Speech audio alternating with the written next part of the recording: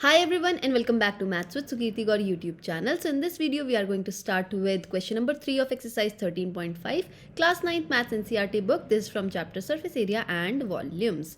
So in this question, a cuboidal vessel is 10 meter long and 8 meter wide.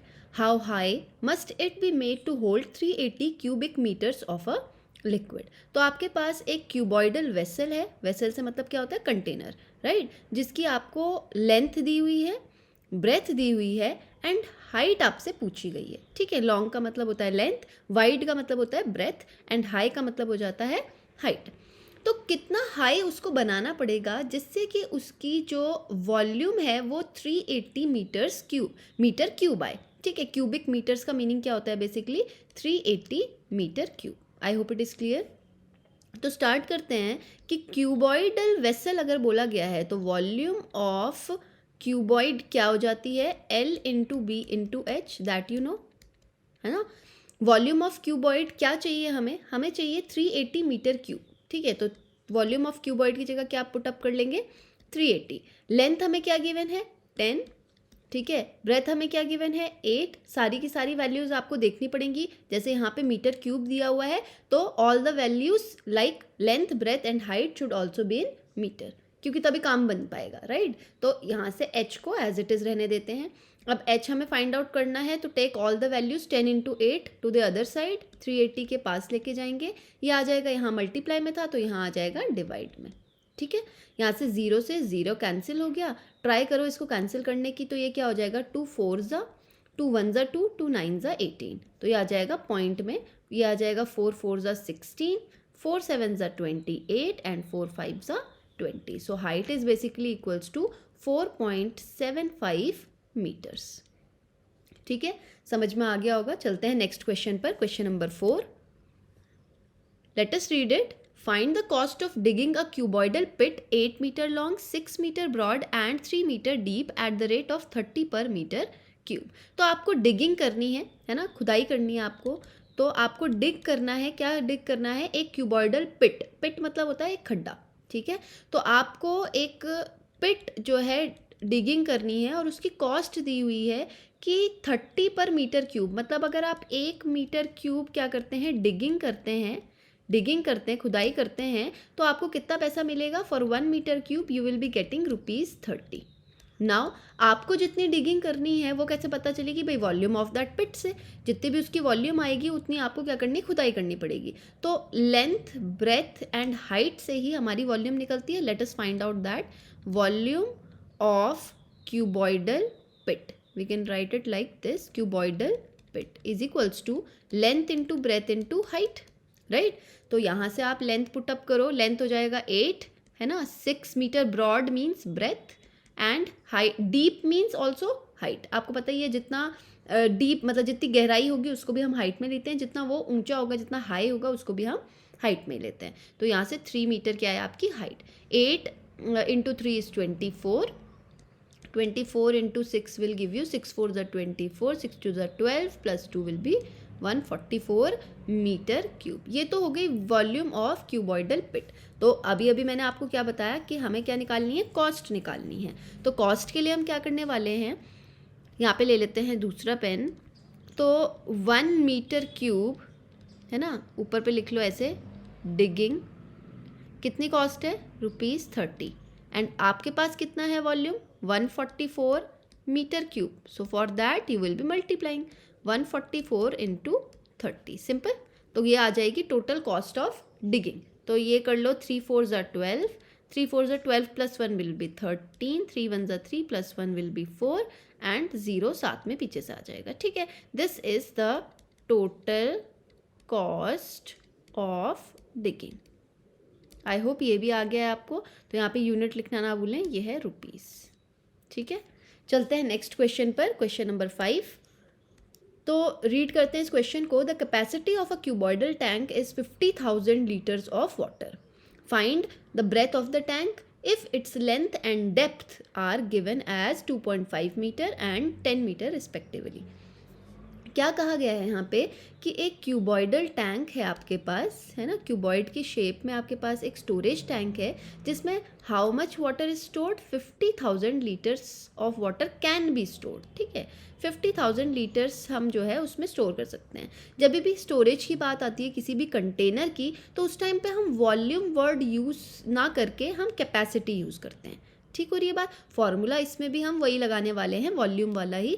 But जब भी ऐसी बात आती है कि किसी कंटेनर में, कभी कभी आपने वो देखा होगा, जैसे आपके पास वाटर बॉटल्स होती हैं, है ना, स्कूल की वाटर बॉटल्स होती हैं, तो बहुत सारे बच्चों के पास मिल्टन की बॉटल होती है जिसमें गर्मियों में पानी क्या रहता है, ठंडा रहता है, एक बार स्टोर कर लिया तो आपने ये देखा होगा वो दिखने में तो काफ़ी, मतलब इस तरीके की बॉटल काफ़ी बड़ी होती हैं, बट पानी उनमें बहुत ज़्यादा कम आता है ना।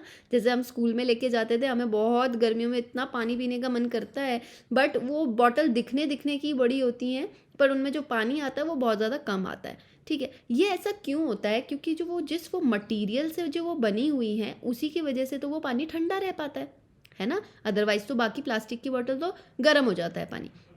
तो अगर मैं उस मटेरियल को छोड़ के बात करूँ तो उसके अंदर जो जगह बचती है वो बहुत कम हो जाती है पानी के लिए, है ना। बाहर से बस वो बड़ी दिखती हैं इस मटेरियल के वजह से। तो इस बॉटल में कितना पानी स्टोर हो पाएगा, इसी को हम इसकी कैपेसिटी कहते हैं। अदरवाइज अगर मैं वॉल्यूम की बात करूँ तो वॉल्यूम क्या हो जाता है, इस पूरे का मैं मतलब साथ में मटेरियल को भी लूँ तब उसको वॉल्यूम कहा जाएगा। ठीक हो गई बात। तो capacity is basically how much a container can hold liquid, right. तो यहाँ से क्या हो जाएगा, find the breadth of the tank if its length and breadth are given. तो सबसे पहले तो हम क्या करते हैं, इसको वॉल्यूम लेके ही चलेंगे हम 50,000 लीटर्स को, है ना। तो यहाँ से हम क्या करते हैं, इसमें हमें पता है length into breadth into height is equals to volume of tank, यही होगा। ठीक है, लेंथ क्या दी हुई है आपके पास 2.5 मीटर, और डेप्थ क्या दी हुई है, हाइट गिवन है आपके पास 10 मीटर, मतलब ब्रेथ आपको निकालनी है, तो हाइट 10 मीटर गिवन है, is equals to volume of tank आ जाएगी। तो अभी अभी मैंने बताया कि वॉल्यूम ऑफ टैंक की जगह हमें क्या लेना है, 50,000 लीटर्स।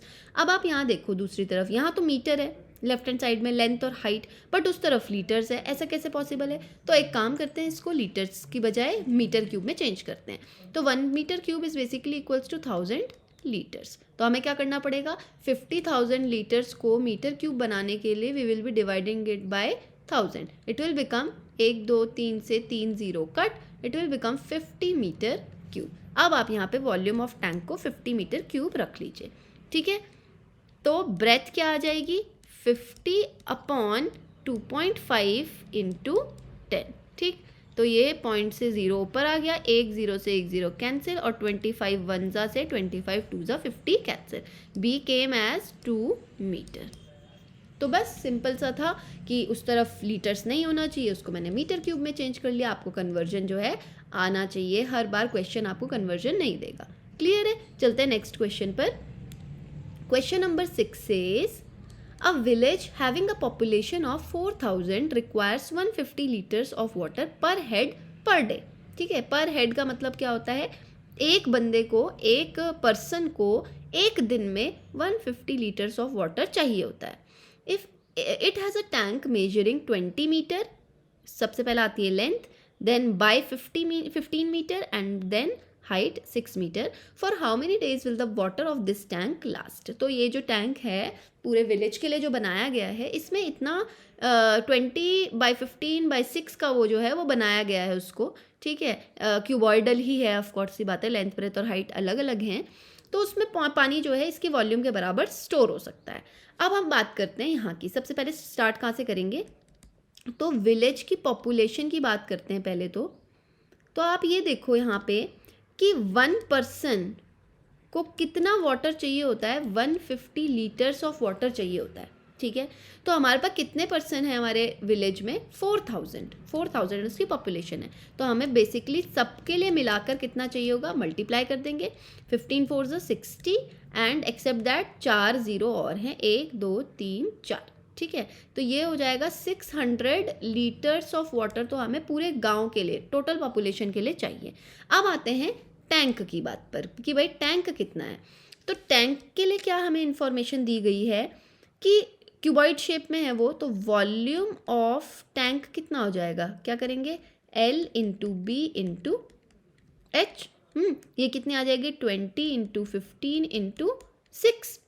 अब आप मुझे बताओ कि भाई ये जो 600,000 लीटर्स ऑफ वाटर आया था, है ना, ये कितने दिन के लिए था, ये था 1 डे के लिए, क्योंकि ये पर हेड पर डे, मतलब एक पर्सन के लिए 150 लीटर चाहिए था, 4000 के लिए 600,000 लीटर्स चाहिए या 6 लाख लीटर्स चाहिए। ये एक ही दिन के लिए सफिशिएंट पानी है ना। अब ये जो टैंक था, इसकी जो वॉल्यूम आएगी वो क्या आ जाएगी, इनको मल्टीप्लाई करके आएगी, बट वो आएगी हमारे पास मीटर क्यूब में।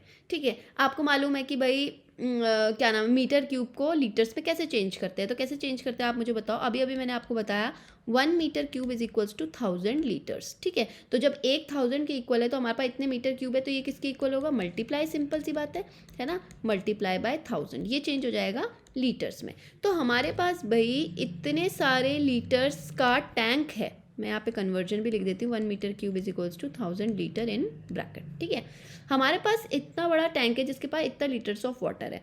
तो हमने ये देखा कि भाई 6 लाख लीटर्स जो है पूरे गांव के लिए चाहिए हो रहा था। ठीक है, पूरे गांव के लिए इतना पानी चाहिए था। हमें नहीं पता कितने दिन चलेगा, हमने सोचा x डे चल जाएगा। ठीक है, 600,000 लीटर्स ऑफ वाटर एक दिन का है और हमने सोचा x डेज के लिए चल जाएगा। तो x डेज के लिए जब चलेगा तो वो किसके इक्वल आएगा, भाई इसके इक्वल आएगा, यही तो टैंक, यहीं से तो पानी आने वाला है इस टैंक से। तो ये इक्वल आ जाएगा 20 इंटू 15 इंटू 6 इंटू इतने लीटर्स के इक्वल।